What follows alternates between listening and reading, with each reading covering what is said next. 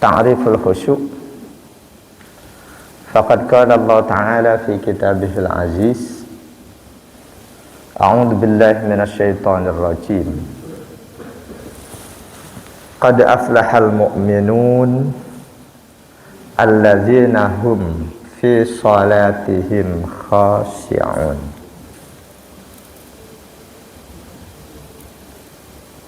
Definisi khusyuk. Sungguh Allah Ta'ala sudah berfirman,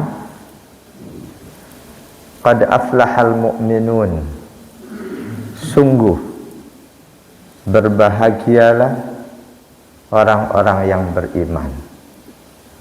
Telah dan akan selalu berbahagia orang-orang yang beriman, yang sifat pertamanya yang akan mengantarkan mukmin selalu dan selalu bahagia adalah alladzina hum fi salatihim khashi'un, yakni orang-orang yang dalam salat mereka khashi'un, selalu khusyuk.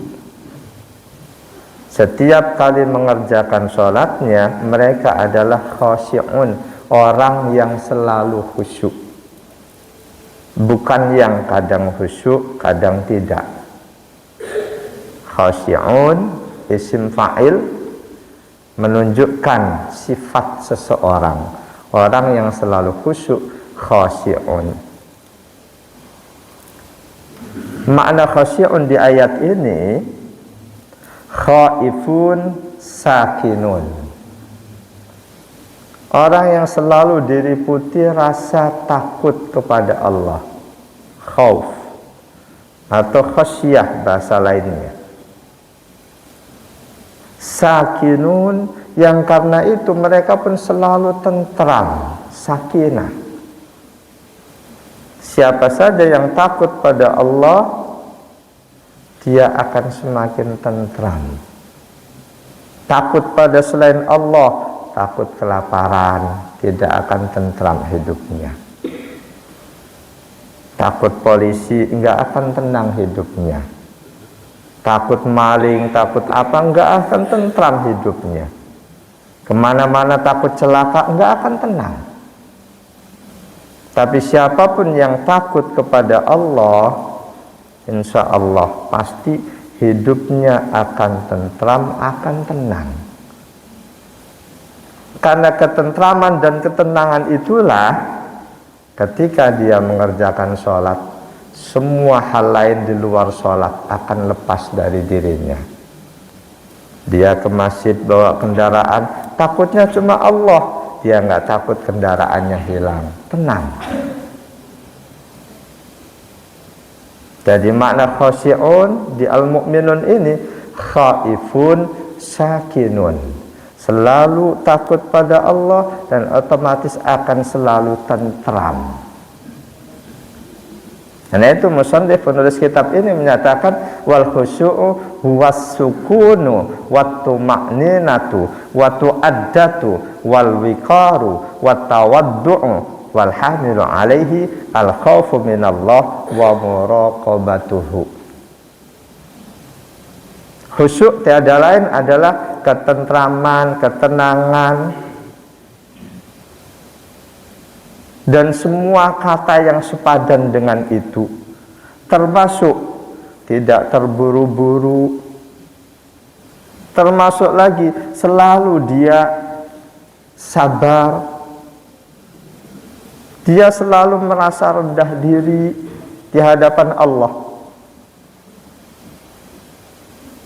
Nah, orang yang tenang, yang tentram, yang takutnya cuma pada Allah, tidak ada terburu-buru, tidak ada pikiran macam-macam. Ketika kita sudah mampu merasakan sifat seperti ini, kondisi seperti ini, insya Allah kita akan menjadi al-khashi, orang yang selalu khusyuk setiap mengerjakan sholat, bukan kadang-kadang.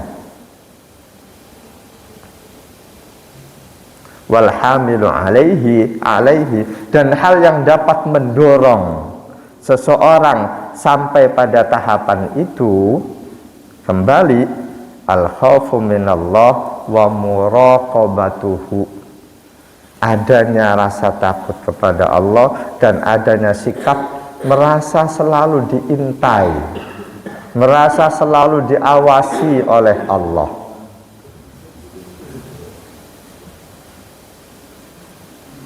Dalam kehidupan sehari-hari kita tahu ketika banyak pejabat aparat yang korup, muncul pemikiran waskat, pengawasan melekat.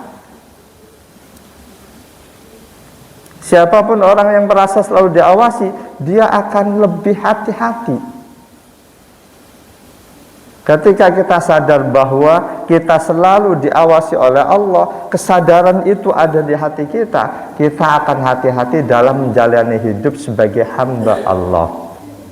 Itu otomatis. Jamaah dan Allah wa iyyakum ajmain.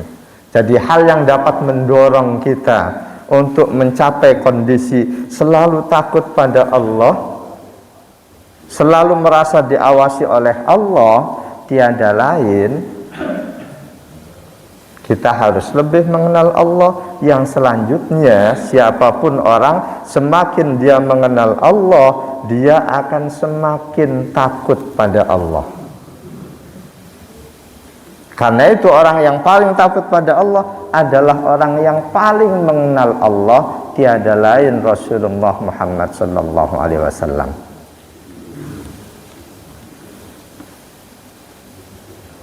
Kalau ada yang ngomong, memangnya Allah buas, memangnya Allah galak pakai kita takuti,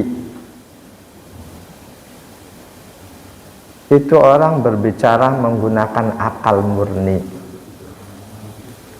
Dalam berbicara agama, akal nomor 2. Yang pertama, nakol alias dalil nakli, baik Al-Quran ataupun As-Sunnah. Omongan bahwa Allah itu Maha Rahim, nggak perlu kita takut pada Allah, Allah bukan yang kejam, bukan sesuatu yang kejam, itu omongan cuma berdasarkan akal.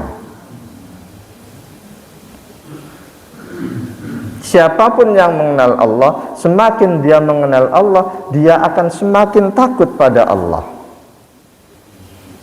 Dan tiada lain, sosok itu adalah Rasulullah Muhammad sallallahu alaihi wasallam. Dalam hadis sahih an Yunus maula Aisyah radhiyallahu anha, dari Yunus, seorang budak yang dimerdekakan oleh Siti Aisyah, mantan budaknya Siti Aisyah. Hampir semua sahabat Nabi punya mantan budak. Karena dari peperangan fisabilillah, di antara yang didapatkan ghanimah berupa budak. Dan budak itu sesuai perintah Allah oleh Rasul dibagikan ke mujahid, para pejuang muslim. Selanjutnya Rasul menganjurkan siapapun yang punya budak untuk dimerdekakan. Yang karena itulah hampir semua sahabat Nabi mempunyai mantan budak. Jadi terhapuskannya perbudakan dalam Islam karena anjuran Rasul untuk siapapun yang punya budak merdekakan. Dari Yunus, mantan budak Siti Aisyah, an Aisyah radhiyallahu anha atau anhuma. Beliau Yunus mendapatkan informasi langsung dari Siti Aisyah radhiyallahu anhuma. Anna rajulan jaa ila Nabi sallallahu alaihi wasallam yastaftihi. Pernah ada seseorang mendatangi Nabi sallallahu alaihi wasallam yastafti, untuk meminta fatwa. Untuk meminta fatwa biasanya masalah hukum. Jawaban berkaitan dengan satu hukum. Wa hiya tasma'u min wara'il bab, Siti Aisyah mendengar dari balik pintu. Melihat ada tamu masuk menemui Rasul, dari balik pintu Siti Aisyah mendengar percakapan antara sang tamu dengan Rasulullah Muhammad sallallahu alaihi wasallam. Pertanyaan si tamu, faqala ya Rasulullah, tudrikuni sholata wa ana junubun, afa asumu? Wahai Rasulullah, waktu subuh sudah tiba. Saat itu aku dalam kondisi junub, padahal aku niat mau puasa. Apakah aku tetap boleh melangsungkan puasaku? Tentu ini masalah fikih. Wahai Rasulullah, waktu subuh, waktu sholat sudah tiba. Aku masih dalam kondisi junub, padahal aku harus puasa. Apakah aku boleh melangsungkan puasaku? Faqala Rasulullah sallallahu alaihi wasallam. Maka Rasulullah sallallahu alaihi wasallam menjawab, wa ana tudrikunis sholatu wa ana junubun fa asumu. Yakin Rasul tidak bohong. Aku pun pernah mengalami hal seperti kamu. Pernah waktu subuh sudah tiba, aku masih dalam kondisi junub, dan aku tetap lanjutkan puasaku. Ramadan misal harus kita puasa, Allah takdirkan kok kita mimpi junub. Ketika bangun, adzan sudah selesai dikumandangkan subuh, kita tetap puasa. Ini jawaban Rasul. Ketika Rasul berikan jawaban ini, faqala, si sahabat tadi ngomong, lasta mislana ya Rasulullah. Wahai Rasul, engkau kan tidak seperti kami. Engkau kan tidak seperti kami, wahai Rasul. Faqad ghafarallahu laka ma taqaddama min dzambika wa ma ta'akhkhar. Untukmu Allah sudah berikan jaminan ampunan dosa, dosa yang lalu dan dosa yang akan datang, dosa yang akan kamu lakukan. Jadi sahabat ini merasa buat Rasul itu enggak masalah. Kita kan beda dengan Rasul, belum ada jaminan. Dalam riwayat yang lain, ketika sang sahabat ngomong seperti itu, Rasul marah. Faghadiba Rasulullah sallallahu alaihi wasallam, Rasul marah. Faqala, lalu Rasul pun bersabda, wallahi inni la arju an akuna ahsyakum lillah wa a'lamukum bima attaqi. Demi Allah, aku sangat berharap menjadi manusia yang paling takut kepada Allah, dan aku pun paling tahu bagaimana cara untuk lebih mendekatkan diri pada Allah, bagaimana cara untuk mewujudkan ketakutan pada Allah. Di riwayat yang lain lagi, apakah kamu tidak menjadikan aku sebagai contoh, suri teladan buatmu? Apa yang berlaku buat Rasul, itu pun berlaku buat umatnya, kecuali bila ada kekhususan. Apa ada hal-hal tertentu yang dikhususkan buat Rasul, tidak untuk umatnya? Ada. Itu khusus buat Rasul. Seperti di Al-Quran, istri-istri Rasul ketika Rasul wafat mutlak tidak boleh dinikah oleh siapapun.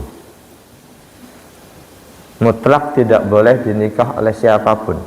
Ketika Rasul wafat, Siti Aisyah baru usia 18 tahun. Itu nggak boleh dinikah oleh siapapun. Itu khusus buat Rasul. Sedangkan istri sahabat Rasul termasuk kita semuanya, ketika kita wafat, kita meninggal, nggak ada larangan untuk mantan istri atau janda kita dinikah oleh siapapun. Ada hal lain kekhususan buat Rasul itu dalam hadis. Di antaranya Rasul dan keturunannya haram memakan zakat. Rasul dan keturunannya haram memakan zakat. Sedangkan umat beliau siapapun, kalau memang mereka itu mustahik zakat, boleh-boleh saja terima zakat, walaupun boleh juga kalau selanjutnya kita tidak mau mengkonsumsi zakat. Ada beberapa teman yang walaupun dia termasuk mustahik, dia nggak mau kalau dikasih itu adalah zakat. Alasannya zakat itu kotoran harta. Jamaah dan Allah wa iyyakum ajma'in. Hadis tadi riwayat Imam Malik, Imam Asy-Syafi'i, Imam Ahmad, Imam Muslim 2649, Abu Daud dan An-Nasa'i. Di hadis itu Rasul terang-terangan, arju an akuna ahsyakum lillah. Aku berharap bahwa aku menjadi manusia yang paling takut kepada Allah. Jadi takut kepada Allah itu perintah Allah. Itu pula yang diinginkan oleh Rasul. Jadi kalau ada omongan seorang orang benar, Allah itu bukan sesuatu yang menakutkan, ngapain kita takut? Itu omongan cuma berdasarkan akal, logika, tidak berdasarkan dalil.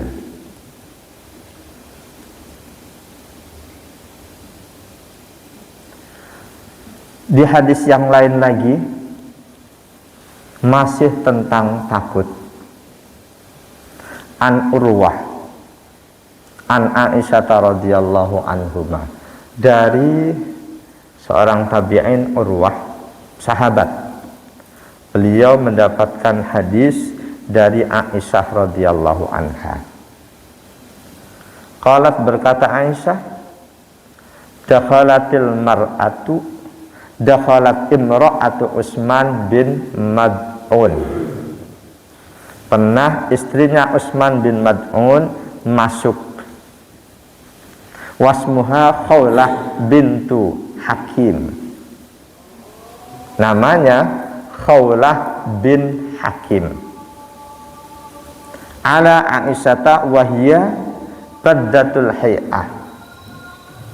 Khawlah bin Mad'un masuk menemui Aisyah. Masuk menemui Aisyah, kondisi Khawlah ini dalam kondisi acak-acakan,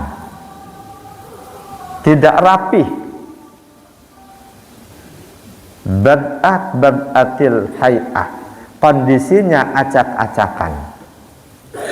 Khawlah bin Mad'un. Fasa'alatha Aisyatu ma sa'nuk. Lalu oleh Siti Aisyah, tamunya Khawlah bin Mad'un ini ditanya, kamu ada apa? Kok enggak rapih banget begini? Pertanyaan itu karena seorang wanita, seorang istri harusnya selalu dalam kondisi yang baik ketika ada suaminya. Harus dalam kondisi yang baik ketika di hadapan suami, ketika ada suami, atau ketika bertemu dengan sesama wanita muslimah. Khawlah bin Hakim datang ke Aisyah dalam kondisi acak-acakan, aut-autan. Maka ditanya oleh Aisyah, masa'nuk, kamu kenapa? Kok seperti wanita yang tidak punya suami? Faqalat, sang tamu menjawab, zauji yaqumul lailata wa yasumun nahar. Ngapain aku harus rapi? Karena suamiku tidak membutuhkan aku.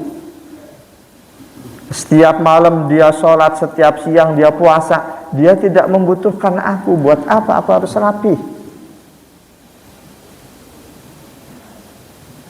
percakapan antara Khawlah bin Hakim dengan Aisyah ini di rumah Siti Aisyah, Rasulullah pun mendengarnya.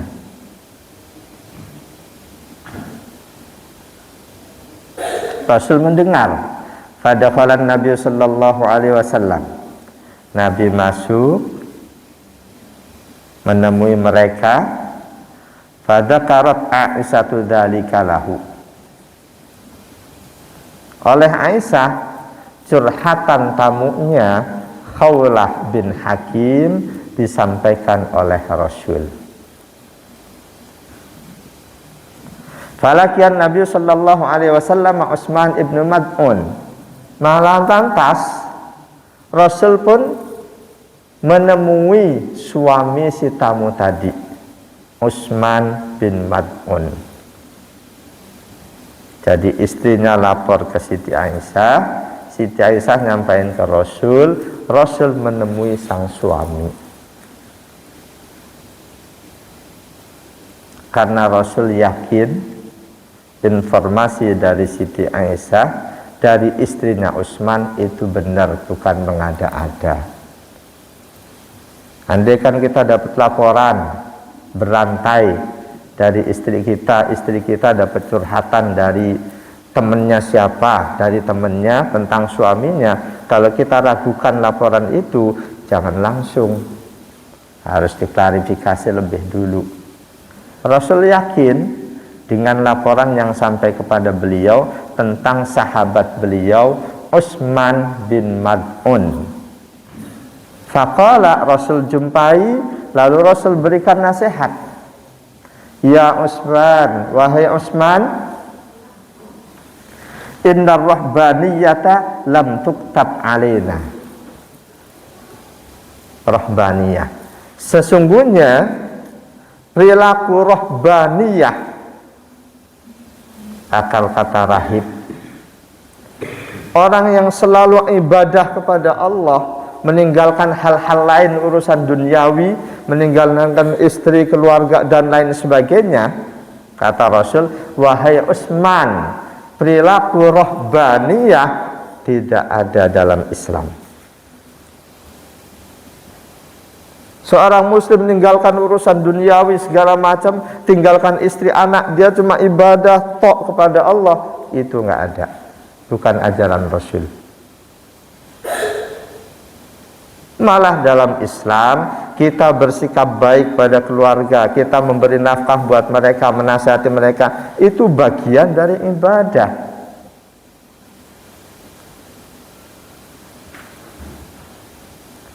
Amma laka fil abhi uswatin fiyya uswatun hasanah. Tidakkah kamu melihat, tidakkah kamu merasa bahwa dalam diriku sebagai Rasul ada uswah hasanah, ada suri teladan, ada contoh buat kamu?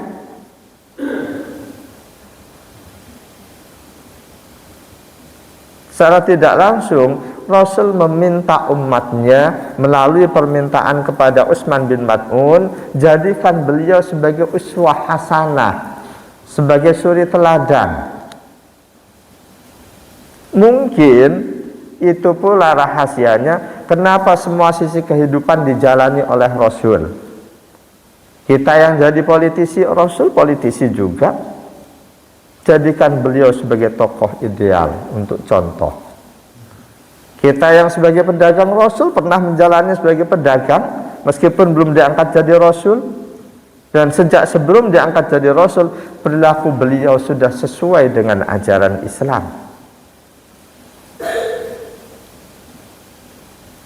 Melalui hadis ini, Rasul meminta kepada awalnya Utsman bin Mad'un untuk menjadikan beliau sebagai role model, sebagai uswah hasanah. Amalaka fiyya uswatun hasanah. Tidakkah untukmu dalam diriku itu ada suri teladan, ada contoh yang baik? Fawallahi inni la ahsakum lillah wa ahfadukum li hududi. Kalau hadis yang tadi, aku berharap menjadi manusia yang paling takut pada Allah, yang ini nggak lagi berharap, tapi Rasul menyatakan, demi Allah, aku adalah manusia yang paling takut kepada Allah. Bukan lagi berharap. Demi Allah, aku adalah manusia yang paling takut kepada Allah, dan wa ahfadukum li hududi, aku adalah manusia yang paling menjaga hukum-hukum Allah. Hadis ini riwayat Imam Ahmad, Imam Ibnu Hibban, sanadnya sahih. Jamaah dan Allah wa yakum ajmain. Jadi andaikan ada orang yang ngomong Allah itu bukan sesuatu yang menakutkan, bukan untuk ditakuti karena Allah tidak menakutkan, tapi untuk dicintai, itu omongan cuma berdasarkan akal. Betul, ada ulama besar yang madhabnya madhab cinta kepada Allah. Siapapun yang cinta kepada Allah, siapapun yang takut pada Allah, nanti hasilnya sama. Atas nama cinta pada Allah, dia akan rajin melaksanakan perintah Allah, menjauhi larangannya. Mereka yang takut pada Allah pun akan seperti itu. Mungkin kita ada yang akan lebih merasakan cinta pada Allah daripada takut, tapi Rasulullah, beliau lebih merasakan takut pada Allah.